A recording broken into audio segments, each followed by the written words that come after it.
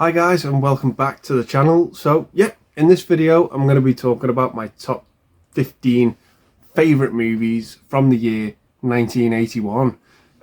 Yeah, these are all in accordance again with the release dates from IMDb. They all have 1981 against their name.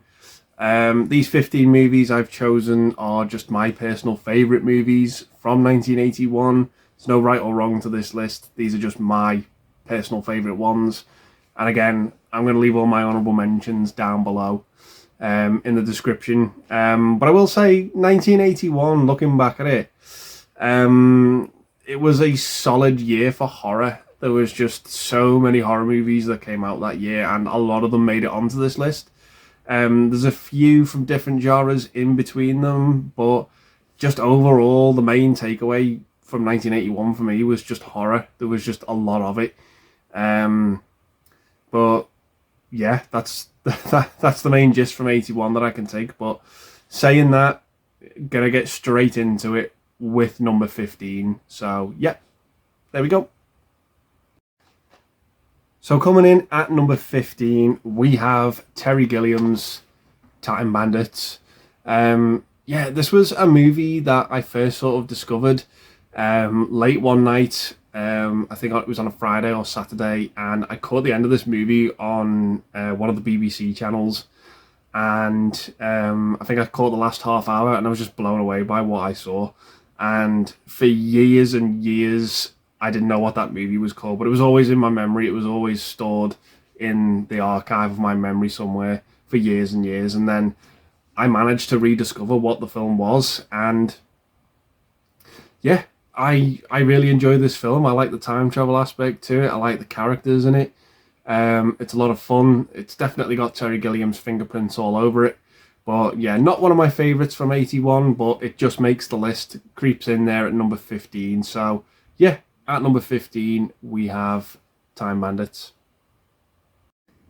So coming in at number 14, we have Michael Mann's Thief.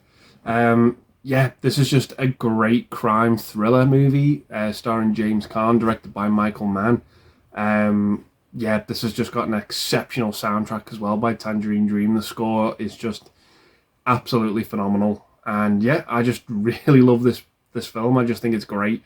Obviously, there's a lot more movies ahead of it I enjoy, but it's one I need to give a rewatch to, because the few times I've seen this movie, I have absolutely really enjoyed it, but I just haven't had the urge to go back and rewatch it many more times. I don't know why, but I just remember really enjoying it, especially from that first viewing. And like I said, it's a great crime movie, great score, and yeah, just quite an underrated movie. So that is my number 14 pick, Thief.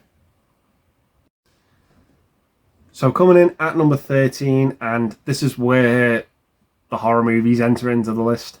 At number 13, we have Halloween 2. Yeah, this was the last out of the first trilogy that I actually saw. I saw Halloween 3 first, then 1, and then this one. And yeah, I really enjoy this movie. I can watch it back to back with the original, and yeah, just still get a fun time out of it. This one definitely focuses more on the slasher element, as opposed to the first one, which is just oozing with atmosphere. But this one delivers on the gore and the violence that you didn't get in the first movie. Yeah, it just mainly takes place at this hospital. Jamie Lee Curtis and Donald Pleasance come back as well. But yeah, this is just Michael Myers pissed off and let loose, and yeah, just causing a lot more carnage in this movie. And yeah, I just really, really enjoy it. So yeah, that is my number 13 pick, Halloween 2. So coming in at number 12 is another movie that is the second in a series, and it is Friday the 13th Part 2. Yeah, this is the one where we finally get to see Jason come back as the killer, as opposed to his mother in the first one. But yeah, again, similar to Halloween 2, this is just balls to the walls with its gore and its effects, and yeah, it's so much fun. I love the look of Jason in this movie as well, with the burlap sack. It's just an awesome movie, and again, it has a pretty similar jump scare to the first one at the end, and I just really enjoy it. it's really creepy. I particularly like the performance at the end where he thinks he's talking to his mother. But yeah, it's just a really, really fun, awesome slasher movie that I really enjoy. So yeah, coming in at number 12, we have Friday the 13th, Part 2. So coming up at number 11, we have, again, another slasher movie. This was one of the video nasties, and yeah, this movie is just a lot of fun. So yeah, coming in at number 11, we have The Burning. Yeah, definitely falls into the bracket of one of those camp slashers. It's just so much fun, this movie. Cropsey makes a great villain for me as well. I just really enjoy it. This movie paved the way for a lot of stars' careers as well. The movie has in it Fisher Stevens, Jason Alexander, and Holly Hunter, who would go on to have amazing careers in Hollywood. And yeah, this is just, again, so much fun. The raft scene in particular is just more great work churned out by Tom Savini. The effects for the time are brilliant in my opinion, and I just really enjoy that sequence. But yeah, the movie is a lot of fun. It's definitely flawed, definitely got its problems, but my god is it entertaining. And yeah, I just absolutely love The Burning. So yeah, coming in at number 11, we have The Burning. So breaking into the top 10 now, and also breaking away from the horror genre. Coming in at number 10, we have Dudley Moore in Arthur. This is a really charming comedy that I'd heard so much about, but never actually got around to seeing it for the longest time. Finally saw it when I was at university, and yeah, I really enjoy it. Really simple premise. This heir to this fortune, played by Dudley Moore, who just constantly is this drunken buffoon. And he's offered this deal. He has to shape up, marry someone that his father wants him to marry. Otherwise, he will be cut off and disowned and lose everything. And yeah, that's pretty much the premise of the movie. He eventually meets up with Liza Minnelli, and you can kind of see where the movie's going. But for me, where this movie shines is when Dudley Moore isn't really playing the drunken buffoon, and he takes the more serious approach. I really like that about this film. It's just a lot of charm because it's good to see him given a bit more, of more solid, serious performance, as opposed to the humour. And that's what I really liked about this film, to be honest. I wish there was more of that in it. But yeah, overall, Arthur was just a really, really charming movie that I had fun with. So yeah, coming in at number 10, we have Arthur. So coming in at number 9, we have a bit more of a serious drama, and that is On Golden Pond, starring Henry Fonda and Katharine Hepburn. Yeah, this was a movie that I just enjoyed the first time I watched it. I just loved the premise and the setup to this movie. I thought Henry Fonda was amazing, and the oldest recipient at the time as well to have won Best Actor at the Oscars. It's just a great premise about this old couple who were meeting up with their estranged daughter at this lake house on Golden Pond. And Henry Fonda's character is very much, he's a stubborn character. He's very much set in his ways and doesn't like change. And it's about him reconnecting again with his estranged daughter, played by his real life daughter as well, Jane Fonda. And the dynamic between the two of them is just absolutely brilliant. And yeah, it's just, again, similar to Arthur, there's a lot of charm to this film, and I just really love it. And it's just got some powerhouse acting in it as well from some great actors. So yeah, coming in at number 9, we have On Golden Pond. So coming in at number 8, we have My Dinner with Andre, starring Andre Gregory and Wally Shaw. Yeah, this is just a fantastic movie. Very probably the smallest movie I've talked about so far. The whole movie takes place in one location at this restaurant, and it's played out in real time. The whole movie is just one long conversation, and I just absolutely adore it. Wallace Shaw's character is pretty much who we follow in this movie, and he just listens to Andre's stories, and they're just absolutely fascinating and so majestic and hypnotizing at times just to listen to. And that is the movie in a nutshell. My favourite part about it is actually the ending where Wallace Shaw's driving away in the taxi, and he's driving through New York, and he says, all I've seen driving is just all these places that hold ties to memories I have from my childhood or my past. And yeah, I kind of just really connected with that with this movie, and it just really struck a chord with me, and I just find the movie brilliant. And if you've not seen it, I understand that this movie's not going to be for everyone. Some people are going to find this movie really boring. That's understandable, but for me, it really worked, and I just enjoyed the hell out of it. So yeah, that is my dinner with Andre. So coming in at number 7, we have Brian De Palma's Blowout, starring John Travolta and Nancy Allen, and also Dennis Franz and John Lithgow. Yeah, amazing cast. Another amazing Brian De Palma movie. Very Hitchcockian in this film. I absolutely thought it was brilliant. Loved it. So you got John Travolta playing this sound technician who overhears this politician's car crash, and he thinks he may have picked something up on what he's recorded, and the movie just takes off from there. It kind of reminds me a little bit of The Conversation, but I enjoyed this movie a little bit more, and the cast in it is great. Like I said, the premise is great. It's another home run from Brian De Palma. John Lithgow is absolutely terrifying and menacing in this film.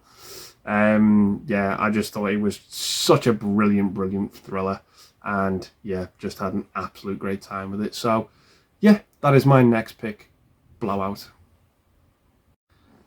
So coming up at number 6, we have Mad Max 2, The Road Warrior. Yeah, this is my favourite of the series. I just absolutely love this film. Again, I think it's a brilliant sequel. Not rehashing the first one, which I think it could have done, but yeah, it didn't go down that road, no pun intended. But yeah, it's just a great dystopian action movie with just some fantastic set pieces, great car chase sequences and crashes.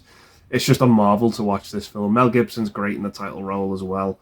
And yeah, just the character designs in this are just so memorable, particularly Vernon Wells as Wes, one of the villains in the movie. It's just a phenomenal dystopian movie, and it's just really gritty, really realistic with its effects, and yeah, I just think it's a brilliant film.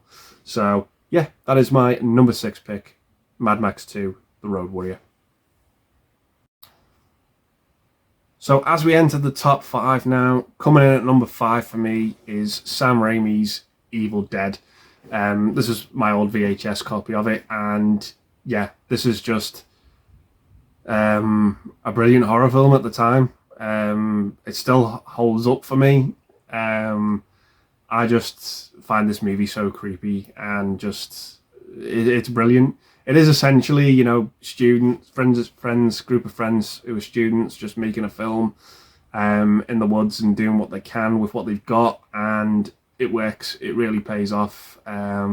It's given us one of the best characters from horror in Ash by Bruce Campbell, and yeah, it's a fairly consistent series as well. There isn't one that I really dislike, but the first one for me it's brilliant. I absolutely love it. It's creepy as hell. The sequence with the playing cards is just absolutely terrifying. The tree sequence as well is great. Yeah, the demonic voices that they made are just creepy and just chilling. And yeah, the whole movie just works for me, and I just really enjoy it. So yeah, coming in at number 5, The Evil Dead. So coming in at number 4, we have another James Bond movie, and that is For Your Eyes Only. Yeah, this was probably, definitely in my opinion, Roger Moore's darkest outing as James Bond. Definitely one of his more against type, I think, because this movie has just some really dark elements to it, and some things in it as well that Moore himself didn't necessarily agree with that Bond should do. But yeah, it's just, again, it's kind of like another revenge movie, but I just really enjoy this one. It's probably the last Roger Moore one I saw, I think, from his tenure. But yeah, this movie's great. It's, like I said, it's quite dark. It's got a great soundtrack. Yeah, I don't really know what else to say about it. It's not perfect, but for me, it just really works. I just have an absolute blast with this film. I find it so entertaining. I love the villain in this film as well. I love the opening; it's quite hilarious. But yeah, it's just a great Roger Moore outing, and it's I've got so much nostalgia for this film. So yeah, that is my number 4 pick for your eyes only. So coming in at 3rd place, taking the bronze medal, we have John Carpenter's Escape from New York. Another fantastic entry into John Carpenter's filmography. This movie's great, obviously giving us Kurt Russell as Snake Plissken, the absolute badass, and just creating an amazing premise. It's another movie that does a lot with a little. You know, you can tell this movie has a small budget, but it just has such a massive scale about it. Obviously, the premise being that Manhattan Island has now turned into this high-level security prison. There's no way in, there's no way out. And the president ends up on the island, and Snake Plissken has to go and rescue him. And that's the premise of the movie, and it's great. We meet so many great characters along the way. The supporting cast in this movie is just absolutely great. Isaac Hayes, Adrienne Barbeau, Lee Van Cleef and Tom Atkins, to name but a few. Donald Pleasance, just, yeah, awesome cast, awesome setup, awesome premise, and an awesome movie. So, yeah, coming in at 3rd place, we have Escape from New York. So that leads us now to the top 2 movies, and for me, I kind of found these movies to be very interchangeable, but I've decided what my number 2 is going to be, and I'm sticking with that. And yeah, so at number 2, we have John Landis's An American Werewolf in London. Yeah, my favourite horror movie from the year. It's just absolutely brilliant. I love the setup of this movie as well, with 2 Americans who go to these moors and get attacked by a werewolf. It's just a great setup, and I can't talk about this movie without talking about the werewolf transformation. It's probably the best werewolf transformation ever put to cinema. It's absolutely phenomenal. There are some other great ones out there, but this one in particular for the time really, really holds up, and it's just awesome. The effects in this movie are great. Yeah, it's American Werewolf in London. I can't say much more about it. It just has some fantastic imagery in it as well. The supporting cast is great. I just absolutely love this movie. I've loved it from the first time I watched it. But yeah, it's just a phenomenal horror movie and one of the best werewolf movies there is. So if you've not seen it, do yourself a favour. I think you'll have a blast with this one. Great soundtrack. Like I said, great imagery in it. Great effects. Great acting. All around, just a top-notch horror film. So yeah, that is my number 2 pick. An American Werewolf in London. So that leaves us with one film left, guys. So taking the gold medal as my favourite movie from 1981, we have Steven Spielberg's Raiders of the Lost Ark. Yeah, this is the movie that gave us the iconic Indiana Jones, played by Harrison Ford. Just an all-round, brilliant, fun adventure film. But this may be controversial. Out of the original trilogy, this is my least favourite Indiana Jones film. As I grew up, I always preferred to watch the other 2. This was one that kind of fell by the wayside for me, but I have grown to really appreciate this movie a hell of a lot more as I've gotten older. Just what this movie gave to cinema, I've really grown to appreciate a hell of a lot more. And yeah, it's a fantastic film. It really is. It's great. Everything about it, the John Williams score, direction from Spielberg, the acting in it is just superb and absolutely iconic. And yeah, it's so fun, brilliantly paced, and yeah, it's just a cracking adventure film. So yeah, coming in at number 1 for me, we have Raiders of the Lost Ark. So yeah, those are my top favourite 15 movies from 1981. I'd say thanks very much for watching, guys. Gonna leave the video there and say stay safe, and I will see you in the next one. Bye for now.